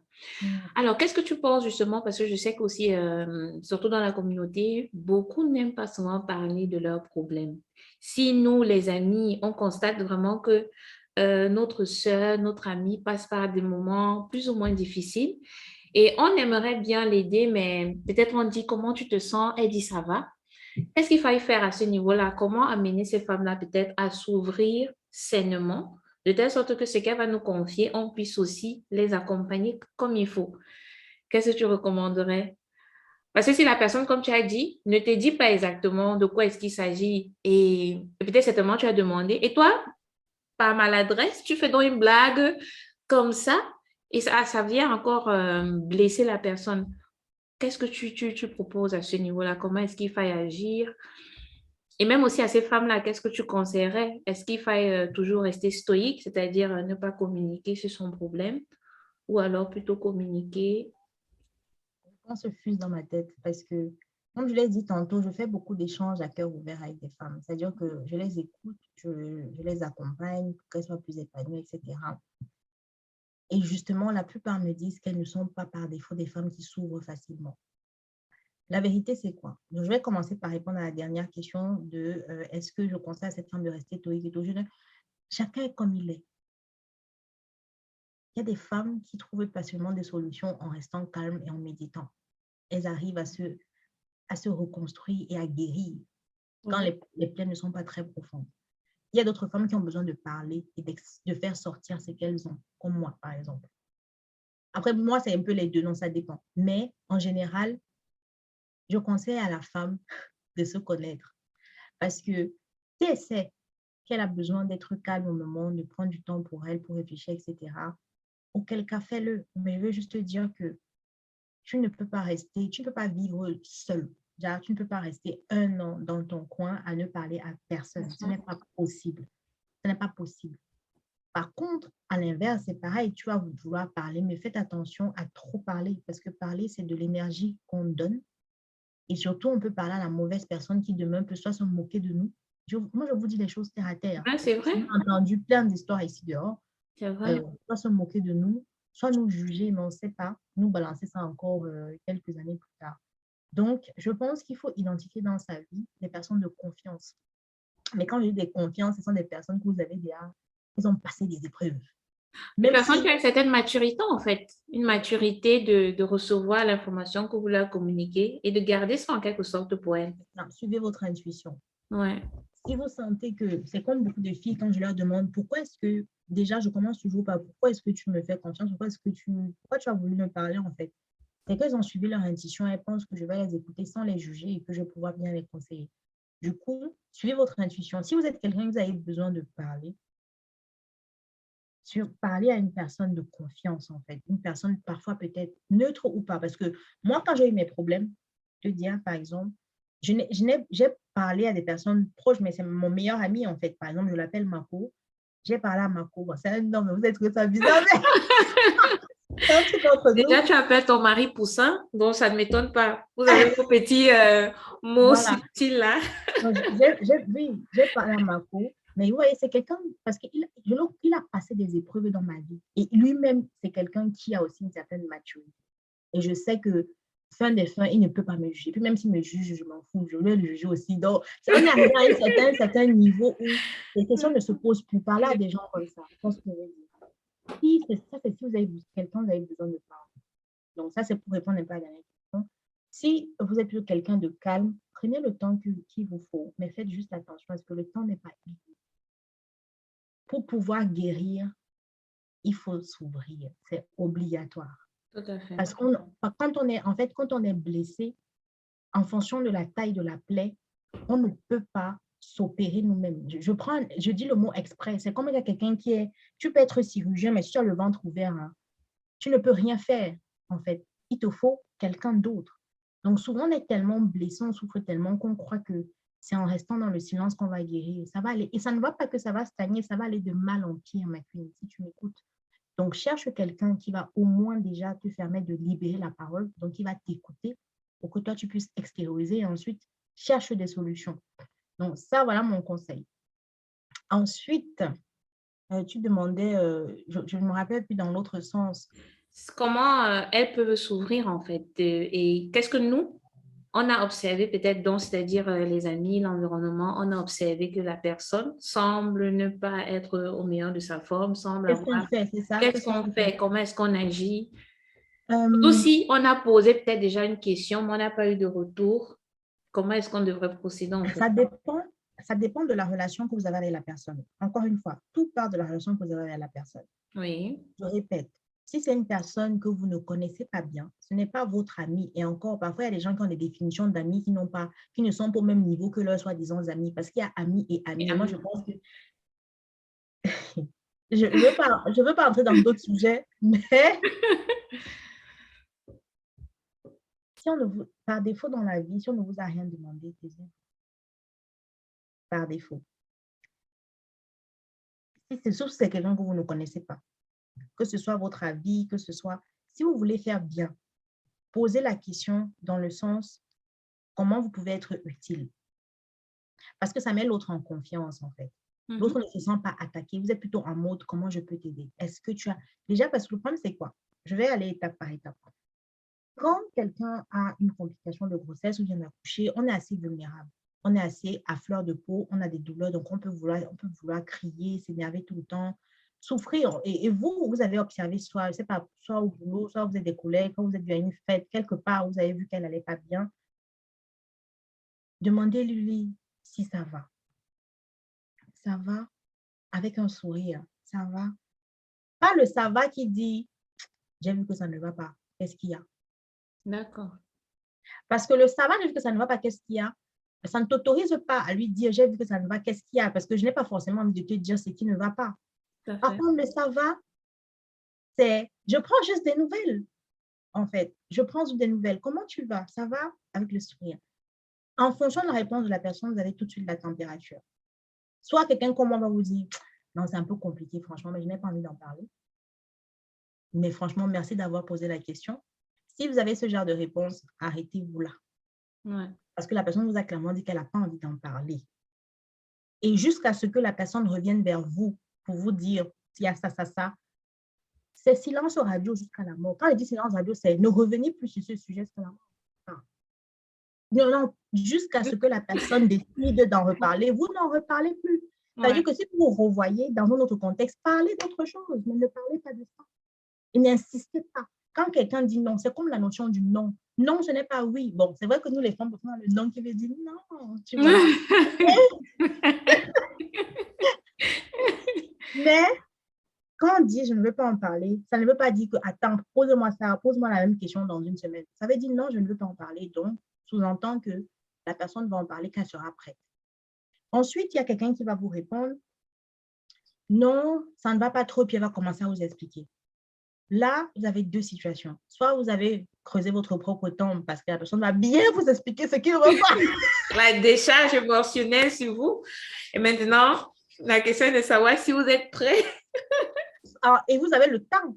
Donc, c'est là où j'en viens. Ne posez pas des questions dans des contextes où vous savez que vous n'êtes pas à l'écoute. Vous ne pouvez pas écouter longtemps. Parce que le pire serait que justement, le deuxième cas, c'est que la personne commence à vous expliquer et vous, vous devez couper parce que vous devez partir. Moi, je suis désolée, je prends des exemples concrets parce que ce sont des réalités. Quand vous parlez à quelqu'un, vous venez aux nouvelles, venez réellement aux nouvelles et soyez prêts à écouter la personne. J'espère pour vous que la personne ne parlera pas 1 heure ou 30 minutes. Mais si au bout de 1 minute, 2 minutes, 5 minutes, la personne continue à parler, que vous savez bien que vous n'êtes pas disposé à l'écouter, par défaut, ne demandez pas à quelqu'un si ça va. Demandez-lui, bon, quoi de neuf? Mais il veut dire, ne demandez pas ça va par rapport à ton lié à l'accouchement et tout ça. Donc, vous qui demandez ça va là, en tout cas, moi qui demande ça va à quelqu'un,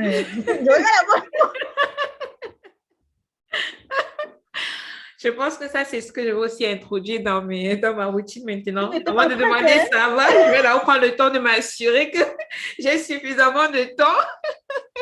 sur qui tu vas tomber. Moi, je prends tous ces cas parce que j'ai été habituée à parler avec différents types de femmes et j'ai eu Ouais. différents cas où je n'étais pas prête, en fait. Elle avait tellement besoin de parler qu'elle pouvait parler pendant toute une journée. Et je ne pouvais pas la couper. Vous comprenez? C'est délicat. Donc, ça, c'est le cas où la personne va parler. Donc, si la personne vous dit, bon, elle vous explique et qu'elle est dans un temps assez raisonnable, là, vous lui dites, ah mince, je suis vraiment désolée. Vous réagissez comme vous voulez, mais sachez que aussi, quand vous demandez à quelqu'un ça va, soyez prêt à pouvoir répondre si ça ne va pas. Ouais.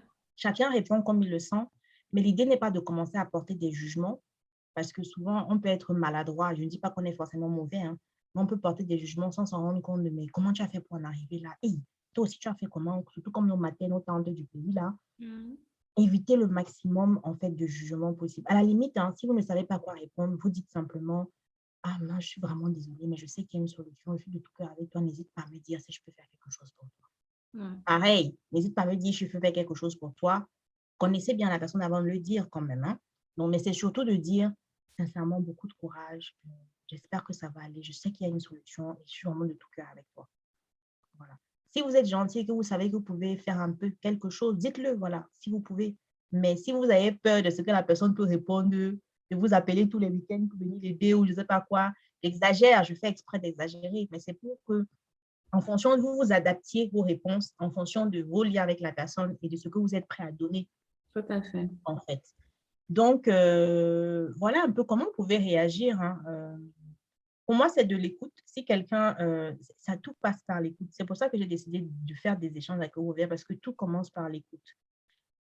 Si quelqu'un se renferme, on rappelle à la personne qu'on est là pour la personne, que si elle a besoin, qu'elle n'hésite pas à parler. Parce que je pense que fin des fins, on a une solution parfois pour d'autres. Si elle n'est pas disposée, c'est dites-lui. Si tu n'es pas disposé, je le comprends. Mais sache que tu n'es pas seul. Le jour où tu as besoin de parler, tu as besoin de quelque chose, n'hésite pas à m'appeler. Si elle est disposée, si elle commence à parler, vous l'écoutez et vous lui demandez si elle a besoin d'aide. Comme j'ai dit tout à l'heure, vous cherchez des solutions à son problème. Et dernier point, si vous n'avez pas ces capacités-là, si vous ne savez pas utiliser les mots, si vous ne savez pas communiquer, arrêtez-vous. En fait, indépendamment de vous arrêter à j'ai compris ton problème, donc je vais dire la personne a expliqué ce qu'elle avait. Cherchez quelqu'un qui peut l'aider. Ça, c'est la meilleure manière d'aider si on ne peut pas aider. C'est qu'en fait, on recommande quelqu'un qui peut l'aider, ou que ce soit justement quelqu'un comme moi qui va l'écouter, ou qui va l'accompagner, ou que ce soit un médecin, ou que ce soit un prêtre, un pasteur, que ce soit, en fait, en fonction de son problème, recommander quelqu'un qui est plus à même de l'aider concrètement. Parce que parfois, on va se dire que l'aide est forcément toujours aussi physique ou psychologique. Non, parfois, c'est souvent que l'aide, vous avez vu qu'elle a un problème, d'accord? Elle vous a dit qu'elle avait un problème et qu'elle cherche des solutions. Mais vous ne pouvez rien faire. Si vous avez l'information, vous avez entendu parler de tel événement, de X ou de Y, transférez. Tu as vu tel, vous envoyez les liens, vous envoyez les photos, vous envoyez tout. Si elle a dit qu'elle veut être aidée, hein, parce que même si elle vous dit que non, c'est bon, elle n'est pas encore cette étape, elle n'est pas prête, elle ne veut pas en parler, on pourra tout lui dire, ça ne l'aidera pas. Je veux dire, n'importe qui pourra venir, un psychologue, un médecin, si elle n'est pas prête, ça ne l'aidera pas. Déjà, merci pour ces belles réponses et j'espère que ceux qui nous suivent, vous avez pris note. C'est important. Tout commence par l'écoute. Donc, soyons attentifs, écoutons et n'apportons pas de jugement, en fait, de jugements qui n'ont pas lieu d'être et même aussi des remarques déplacées. Et là, ça me permet justement de poser ma seconde question, notamment, vu que beaucoup de femmes, et surtout, comme tu l'as dit tout le temps, on te caractérise comme une femme étant forte. Et dans notre communauté, on dit toujours que la femme africaine, elle est forte. C'est celle-là qui doit tout surmonter soi-même. Alors, quand est-ce que, selon toi, après de telles complications, du moins qu'on traverse une telle situation, à quel moment on devrait justement avoir soit personnellement un alerte, de se dire, je m'en vais chercher une aide professionnelle, ou alors à quel moment l'environnement peut constater qu'OK, là, elle a besoin en fait d'une aide professionnelle pour retrouver en fait son équilibre psychique. Qu'est-ce que tu peux dire? Après combien de temps, peut-être dans ton cas, après combien de temps tu as senti que, bon, mon corps, je sais pas moi, enfin, tu as eu une alerte où tu t'es dit, bon, il faut que j'aille chercher une aide professionnelle parce que moi seule, je ne peux pas surmonter cela. C'est vrai que tu avais déjà ton mari à tes côtés, qui était déjà une très, très grande aide.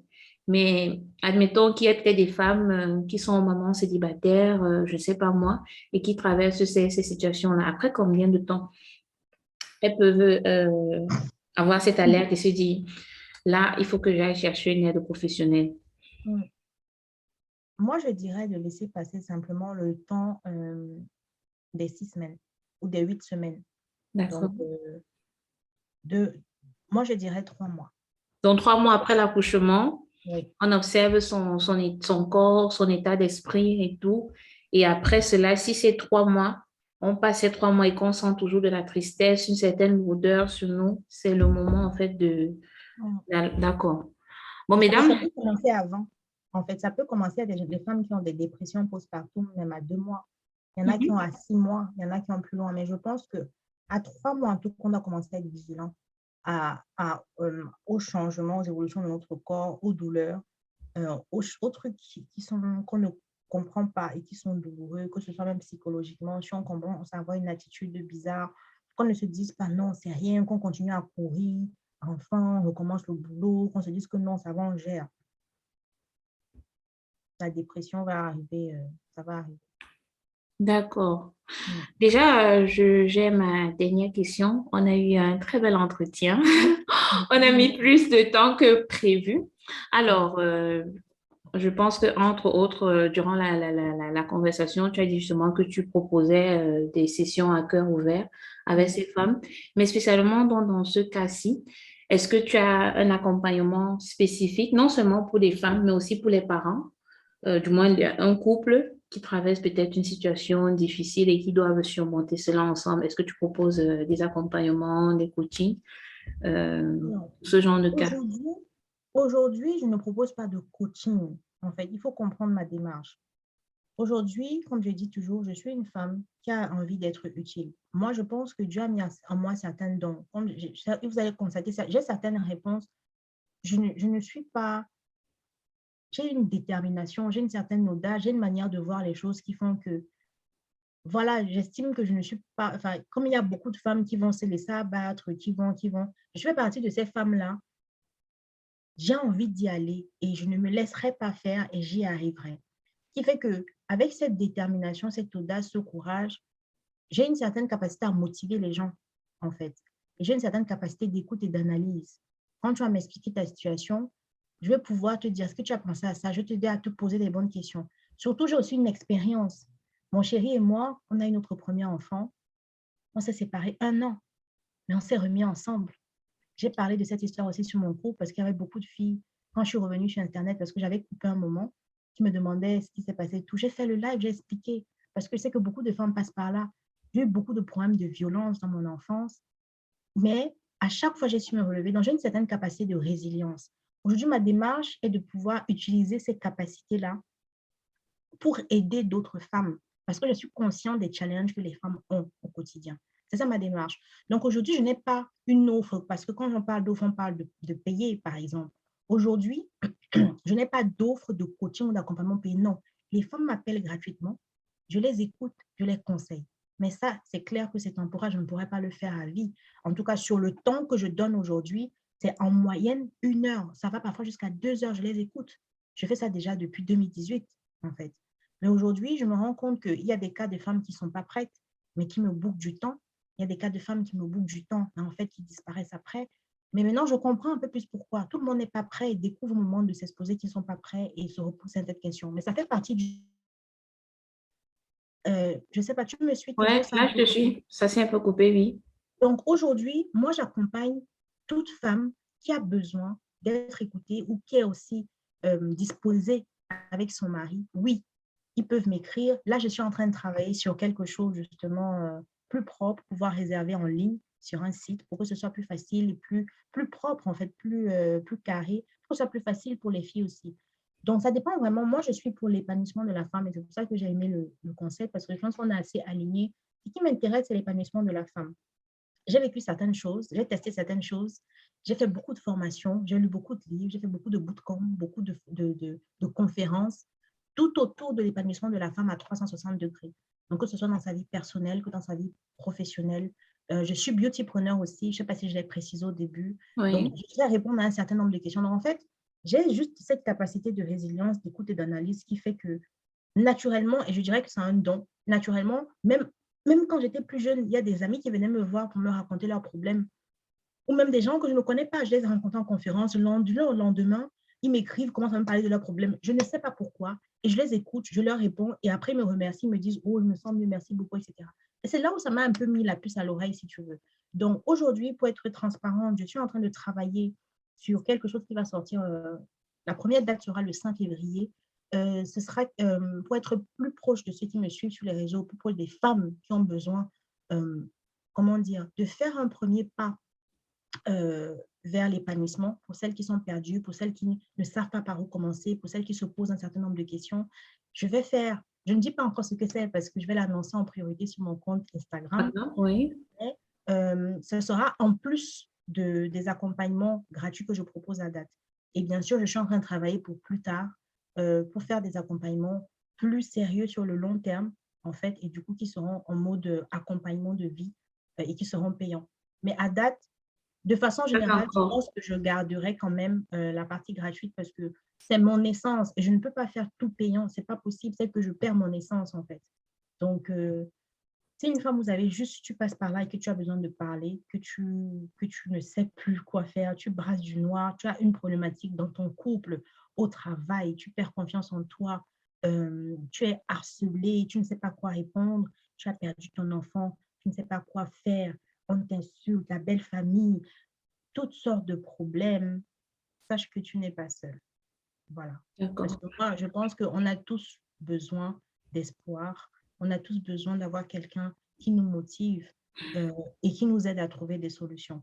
Seul, si ça fait longtemps que tu es dans cette situation, ne pense pas que tu vas y arriver. Tout à fait faux. Parce que moi-même, quand je devais résoudre mes problèmes avec mon ex, mon chéri, enfin, mais à l'époque, c'était mon ex. Mon ex, oui. J'ai demandé de l'aide. Et c'est ça, pouvoir être résilient, c'est savoir qu'est-ce que je peux résoudre comme problème moi-même et jusqu'à quel niveau je sais que j'ai besoin de quelqu'un d'autre parce que mes ressources ne sont plus suffisantes. D'accord. Donc, j'ai demandé de l'aide à des amis, à ses amis à lui, à la famille. J'ai lu beaucoup de livres sur les problèmes qu'on traversait, regardé des conférences, des autobiographies de couples qui étaient déjà passés par là. Voilà. Donc, je ne sais pas que j'ai répondu à la question. Non, tu as parfaitement répondu à la question et c'est très, très bien. Merci. Donc, déjà, je tiens à préciser à ces dames, déjà de te suivre sur ta page Instagram. Comme je l'ai dit, c'est une femme très inspirante. Elle a beaucoup de contenu sur le développement personnel, sur l'épanouissement psychique, comme elle a dit.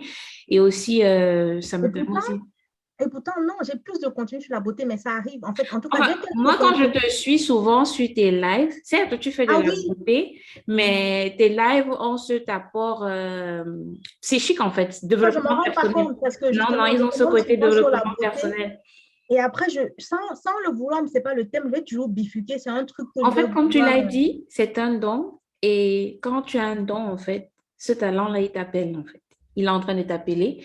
Et c'est un peu comme un coach que je suivais, justement. Je ne sais pas si tu connais coach William Jamen. Il est révélateur de talents. Il dit justement ça, qu'on a des talents, en fait, à nous. Et il y a comment dirais-je? Donc, il y a des gens qui sont assignés à notre talent. C'est pourquoi tu avais certainement des amis qui venaient à toi parce qu'ils ressentaient, parce que nous sommes des êtres énergie, en fait. On dégage une certaine énergie. Donc, de par cette énergie que tu dégageais, des gens sollicitaient, en fait, ton aide, venaient vers toi pour que tu les écoutes, que tu les recommandes, que tu les conseilles autant pour moi.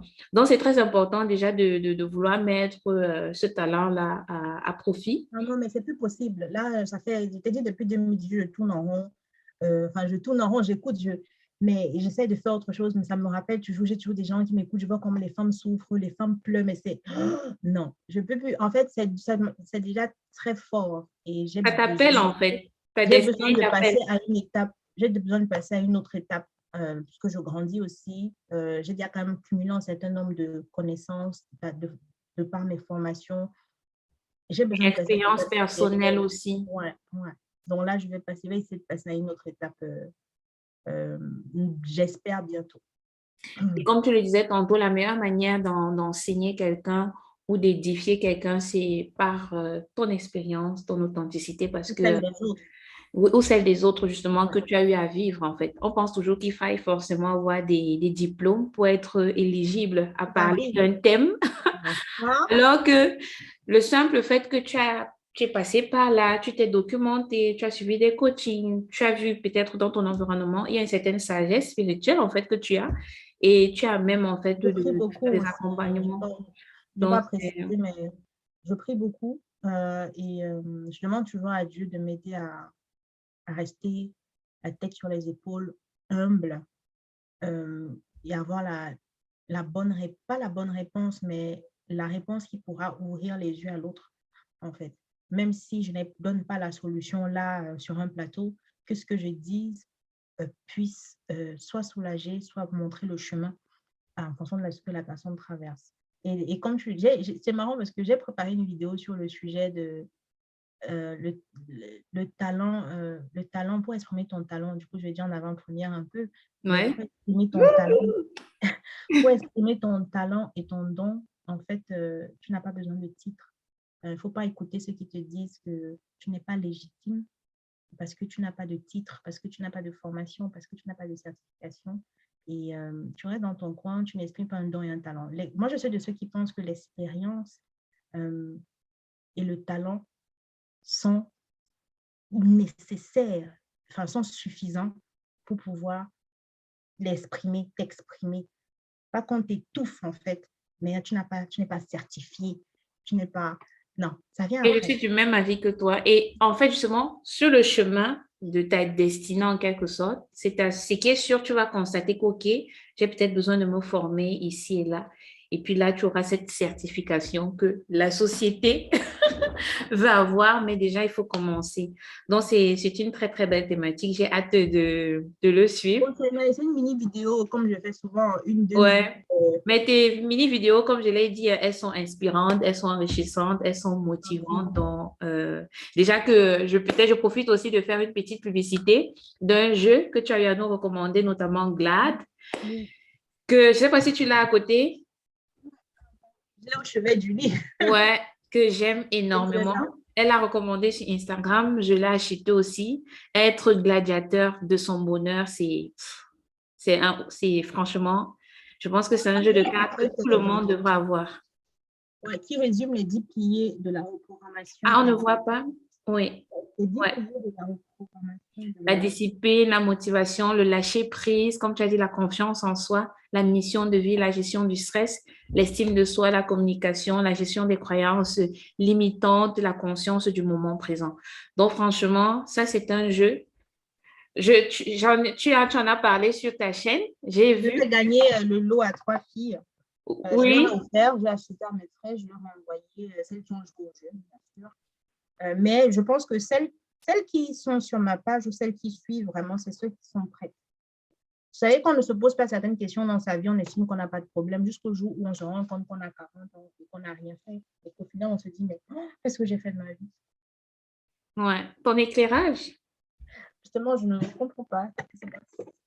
D'accord. Ben, c'est pas grave. Là, on tire vers la fin.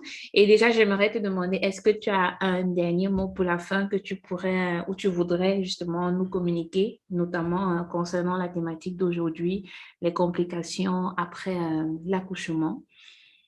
Euh, Le dernier mot, enfin, ce que je voudrais dire à toute femme, future maman ou maman récente ou ancienne maman, c'est que je sais que être maman ou enfin, le parcours de la grossesse, de l'accouchement est difficile. Je sais. Simplement, euh, ce qui compte, c'est vous, en fait. Votre épanouissement devrait être votre priorité. Ça veut dire que peu importe à quel point c'est difficile, peu importe à quel point vous vous sentez seul, n'oubliez jamais qu'on a un temps limité sur la Terre. Je ne sais pas si ça peut vous secouer un peu, mais mon objectif est de vous booster, de vous motiver à vous relever d'où vous êtes et que vous arrêtiez en fait de vivre dans le noir, dans le côté obscur. Je pense que Dieu ne vous a pas amené sur terre pour souffrir ou pour souffrir autant en fait. Donc, ce que je veux vous dire, c'est regardez à ce qui est bon en vous pour trouver cette force-là pour vous relever. Parce qu'il y a forcément quelque chose de beau en vous ou dans votre passé. Regardez à ça, utilisez ça pour vous relever et allez chercher les bonnes personnes qui vous aideront à trouver des solutions. Passez à l'action, faites ce qu'ils font en fait. Moi, je répète, moi, je pense que dans mon leitmotiv, tout ce qui me motive à chaque fois, c'est de me dire que mon temps est limité. Mon temps est limité et je veux pouvoir faire ce pourquoi je suis censée être là. En fait. Et surtout, j'ai envie d'être épanouie. Pourquoi est-ce que vous n'avez pas le droit d'être épanoui alors que d'autres le sont? Donc, voilà, allez chercher les infos, chercher les personnes et demander de l'aide.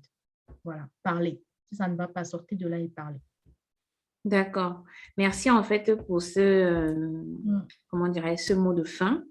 Alors, je vais justement conclure en disant que il est essentiel justement de préciser que la période postpartum pour les parents et même les femmes en particulier est une période très délicate car confrontée à de certaines difficultés inattendues comme le cas abordé aujourd'hui.